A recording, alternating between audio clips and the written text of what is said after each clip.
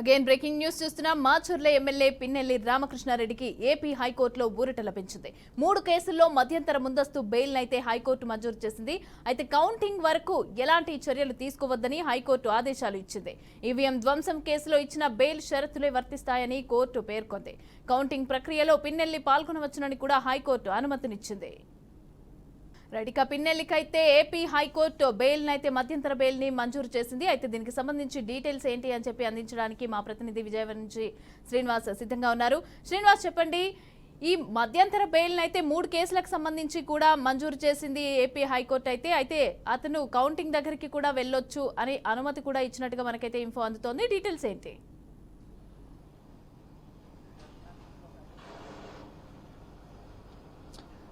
మమతా, పిన్నెల్లి రామకృష్ణారెడ్డికి హైకోర్టులో మరొకసారి ఊరట లభించిందని చెప్పుకోవచ్చు. పిన్నెల్లి రామకృష్ణారెడ్డి మీద గతంలో నమోదైనటువంటి ఏదైతే ఈవీఎం ధ్వంసం కేసు ఏదైతే ఉందో ఆ కేసుకు సంబంధించి హైకోర్టు ఒకసారి ఆయనకు ఉపశమనం కలిగిస్తూ కూడా మధ్యంతర బెయిల్ ఇవ్వడం జరిగింది. అది కౌంటింగ్ ముగిసేంత వరకు కూడా ఆయన మీద ఎటువంటి చర్యలు తీసుకోవద్దు, జూన్ 5వ తరగతి వరకు ఎటువంటి చర్యలు చేపట్టొద్దంటూ కూడా పోలీసులకు ఆదేశాలు జారీ చేసింది. మరొకసారి పిన్నెల్లి రామకృష్ణారెడ్డి మీద నమోదైనటువంటి మరొక 3 కేసులకు సంబంధించి కూడా హైకోర్టు అదే విధమైనటువంటి తీర్పును ఉత్తర్వులు ఇస్తూ కూడా పిన్నెల్లి రామకృష్ణారెడ్డి కేసులో ఊరట కలిగించిందని చెప్పుకోవచ్చు. పిన్నెల్లి రామకృష్ణారెడ్డి ఏదైతే ఆ ఈవీఎంలు ధ్వంసం చేసే సమయంలో అడ్డుపడినటువంటి ఏదైతే శాసగిరిరావు పెట్టినటువంటి కేసు ఏదైతే ఉందో 307 కేసు ఇప్పటికే నమోదవడం జరిగింది. తర్వాత అక్కడ ఉన్నటువంటి పాల్వాయి గేటు దగ్గర బందోబస్తులు ఉన్నటువంటి సీఎం మీద దాడికి దిగారంటూ కూడా నమోదైనటువంటి కేసు కూడా 307కు సంబంధించిన కేసు 503 సెక్షన్ల కింద కేసు నమోదవడం జరిగింది. ఆ తర్వాత అక్కడ ఉన్నటువంటి ఒక మహిళ మీద కూడా బూత్ ఏజెంట్గా ఉన్నటువంటి మహిళ మీద కూడా పిన్నెల్లి రామకృష్ణారెడ్డి వర్గం కావచ్చు, పిన్నెల్లి రామకృష్ణారెడ్డి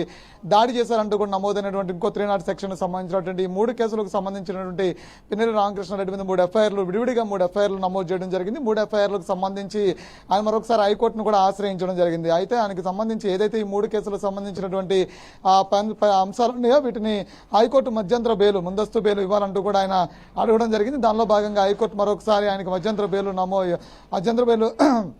ఇస్తూ కూడా ఆయనకు తీర్పు కూడా చెప్పడం జరిగింది. పిన్నెల్లి రామకృష్ణారెడ్డి గతంలో ఏ విధంగా అయితే జడ్జిమెంట్ గతంలో ఏ విధైతే హైకోర్టు స్పందించినటువంటి తీర్పు ఏదైతే ఉందో కౌంటింగ్ ముగిసేంత వరకు కూడా ఆయన పోలీసులు ఆయన మీద ఎలాంటి చర్యలు తీసుకోవద్దని అదే చర్యలు కొనసాగిస్తామని చెప్పడం జరిగింది. అయితే గతంలో ఇచ్చినటువంటి పిన్నెల్లి రామకృష్ణారెడ్డి ఇటు కౌంటింగ్ రావచ్చా లేదా అనే అంశాలని కొంతవరకు ప్రస్తావించలేదు. అయితే ఈసారి కౌంటింగ్ మాత్రం రావచ్చు, కౌంటింగ్కి వెళ్ళొచ్చు అంటూ కూడా క్లారిటీ ఇవ్వడం జరిగింది. తర్వాత ఆయన మాచర్ల నియోజకవర్గంలో కూడా ఉండకూడదు అంటూ కూడా గతంలో హైకోర్టు ఇచ్చినటువంటి ఆదేశాల్లో భాగంగా మాచర్ల నియోజకవర్గంలో ఉండకూడదు అంటే ఇచ్చినటువంటి ఆదేశాలు ఉన్నాయి. అయితే ఆదేశాలు అలా కంటిన్యూ అవుతుండగా మిగతా అన్ని విషయాల్లో కూడా పిన్నెల్లి రామకృష్ణారెడ్డికి హైకోర్టులో ఊరట లభించిందని చెప్పుకోవచ్చు. దీంతో పిన్నెల్లి రామకృష్ణారెడ్డి సంబంధించినటువంటి ఏదైతే ఉత్కంఠ ఉందో దానికి తెరపడిందని చెప్పుకోవచ్చు.